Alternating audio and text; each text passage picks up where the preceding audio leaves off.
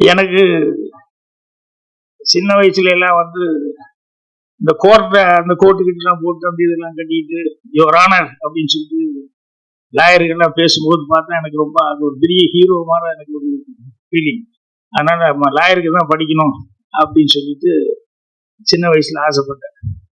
அப்புறம் பார்த்தா சூழல்கள் அது படிக்க முடியல. அப்புறம் கடைசியில் எதுவுமே டிகிரிக்கே படிக்க முடியல போச்சு. அது வேற பிஎஸ்சியே ஃபெயில் ஆகி வந்துட்டோம். இந்த லாயர் அப்படின்னு சொல்லும்போது சினிமாவில் வந்து திருட வந்து ரொம்ப புத்திசாலித்தனமா என்னென்ன பாதுகாப்பு பண்ணி வச்சிருந்தாலும் அதை வந்து எல்லாத்தையும் தாண்டி எப்படி வந்து திருடிட்டு போறான் அல்லது ஒரு தப்பு பண்ணிட்டு போறான், கிரைம் பண்ணிட்டு போறான் அப்படிங்கிறது அவனுக்கு அதுக்கு ஒரு புத்திசாலித்தனம் வேணும். இதையெல்லாம் தாண்டி போலீஸ்னு ஒரு டிபார்ட்மெண்ட் வருது.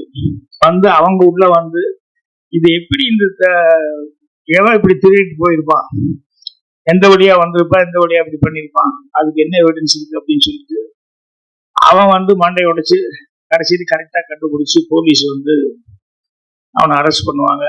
அதுக்கு ஒரு பெரிய மூளை வேணும். இதை ரெண்டையும் தாண்டி அதுக்கப்புறம் வந்து இந்த திருட மூளையே கெட்டிக்காரத்தனம், அது கண்டுபிடிக்கிறது போலீஸ்காரர் அதோட கெட்டிக்காரணும். கடைசியில் அதுக்கப்புறம் லாயர்கிட்ட போவாங்க. அவர் இந்த கேஸை வாங்கிட்டு அவரு கேட்பாரு என்ன பண்ண ஏது பண்ண அப்படின்னு சொல்லிட்டு, இவன் இப்படித்தான் தப்பு பண்ணிட்டான் அது பண்ணிட்டான் அப்படின்னு சொல்லும்போது இவன் திருநதில் எப்படி இவன் பிடிச்சது எதை வச்சு பிடிச்சான் அப்படின்னு சொல்லிட்டு இதை உடைக்கிறதுக்காக லாயர் அவரு ஒரு மூளை பிரயோகப்படுத்துவாரு. அது இதை விட கிரேட். இருக்கிறது இல்லைன்னு பண்ணிடுவாரு, இல்லைங்கிறது இருக்கிறதுன்னு சொல்லி பண்ணிடுவாரு. ஸோ அந்த லாயர் மூளைங்கிறது ரெண்டு விட வித்தியாசமான ஒரு பிரெயின். ஒரு கேஸ் வந்து ஒரு பட்ட பகல்ல வந்து வெட்டியிருக்கான், எல்லாரும் பார்த்துருக்காங்க, எல்லா எவிடன்ஸும் கரெக்டா இருக்கு.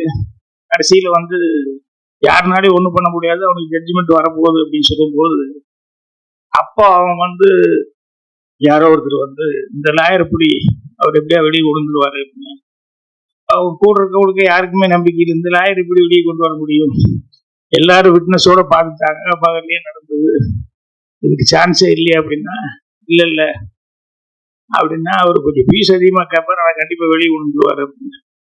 அப்புறம் போனா ஒரு 25 லட்சம் கொடுத்தீங்கன்னா கொண்டு வந்துடுறேன் நான் அப்படிங்கிற மாதிரி சொன்னா யாருக்கு நம்பிக்கை இல்லை, இல்லை கண்டிப்பா கொண்டு வந்துடுறேன் அப்படின்னு சொல்லிட்டு அடுத்த நாள் வந்து கோர்ட்டை வந்து வாதாடும் போது அவர் வந்து என் ஆளு கொலை பண்ணான்னு சொல்லியிருக்காங்க. அதுக்கு வந்து அறுவாடை கொண்டு வந்து வச்சிருக்காங்க. அதனால ஒரு 1/2 hour 1 hour டைம் எடுத்து அதுக்கப்புறம் நீங்க தீர்ப்பு சொல்லுங்க அப்படின்னு சொல்லி ஜட்ஜு கிட்ட அந்த அறுவாடை எடுத்துட்டு போய் கரெக்டா வெட்டினாள் அவருடைய பிளட்டு தானா அப்படின்னு சொல்லி அதுக்கு செக் பண்ணிட்டு வந்து சொல்லுங்க அப்படின்னா ஒரு 1 hour கழிச்சு வந்து அதுல இருந்த ரத்தம் மனுஷ ரத்தமே இல்லை, ஆடு வெட்டி அந்த ரத்தம் தான் அப்படின்னு சொல்லி ரிப்போர்ட் வந்து இவர் என்ன பண்ணாருன்னா டிபார்ட்மெண்ட் ஆளுக்கு 1 லட்சம் வாங்கினார் இல்லையா, அதை பாதுகாப்பா வச்சுட்டு பண்ண போலீஸ்கார அவனுக்கு ஒரு 5 லட்சத்துக்கு கொடுத்து அதை ஒரு 1 hour மட்டும் கொண்டுட்டு அப்புறம் மறுபடியும் திருப்பி கொண்டு போய் வச்சிடலாம் கொடுன்னு சொல்லி அதை வாங்கிட்டு வந்து கிளீனா அதை கிளீன் பண்ணிட்டு ஆட்டை வச்சு அந்த லட்சத்தை வந்து இது பண்ணதுக்கப்புறம் கொண்டு போய் உள்ளே வச்சிரு அப்படின்னு சொல்லி அதை மாத்திட்டாரு. ஸோ அவ்வளவு பணம் 25 லட்ச ரூபா அப்படின்னு சொல்லி கேட்டவர் வந்து எவ்வளவு புத்திசாலித்தனமா அந்த அறுவாடையே வந்து இது மனுஷ ரத்தமே இல்லை அப்படிங்கிற அளவு பண்ணியிருக்காரு. அப்படிங்கும்போது அந்த லாயருக்கு உண்டான அந்த பிரெயின் அப்படிங்கிறது. ஸோ இது எல்லாத்த விட இன்னொன்று பாருங்க, திருடம் கிட்டிக்கார, அதுக்கப்புறமா வந்து போலீஸ் அதோட கிட்டிக்கார, லாயர் அவங்க அதோட கெட்டிக்கார. ஆனால் இதையெல்லாம் தாண்டின ஒரு கெட்டிக்கார இருக்கணும், அந்த மூளை இருந்தா தான் ஒரு ரைட்டர் ஆக முடியும். ஏன்னா இந்த மூணையுமே கிரியேட் பண்றது இவன் தான். போலீஸ் திருடனையும் தான் கிரியேட் பண்ணி ஆகணும், எப்படி திருடுறாங்க, போலீஸ் எப்படி கண்டுபிடிக்கிறாங்கிறது இவர் தான் கிரியேட் பண்ணணும், லாயர் எப்படி ஆர்கியூ பண்றாருங்கிறதும் ரைட்டர் தான் கிரியேட் பண்ணணும். அப்படிங்கும் போது இந்த ரைட்டருங்கிறவன் எல்லாமே தாண்டி அவன் யோசிக்கணும் அப்படின்னு சொல்லி அந்த அளவுக்கு அதுக்கு வந்து நாலேஜ் இருக்கு. அதனாலதான் கிரைம் செய்யும் போது வந்து எவ்வளவு கேர்ஃபுல்லா வந்து கிரைம் பண்றாங்க அப்படின்னு சொல்லிட்டு அந்த மாதிரி சப்ஜெக்ட் எல்லாம் பண்றாங்க. ஏன்னா இப்போ வந்து ட்ரெண்ட் ஆகி போச்சு, வெப் சீரிஸ் அது எல்லாமே நிறைய பாத்தீங்கன்னு சொன்னோம்னா எல்லாமே ஏதாவது ஒரு கிரைம் அதை எப்படி கண்டுபிடிக்கிறாங்க என்ன அப்படிங்கிறது அதை ஃபாலோ பண்ணி போகுது.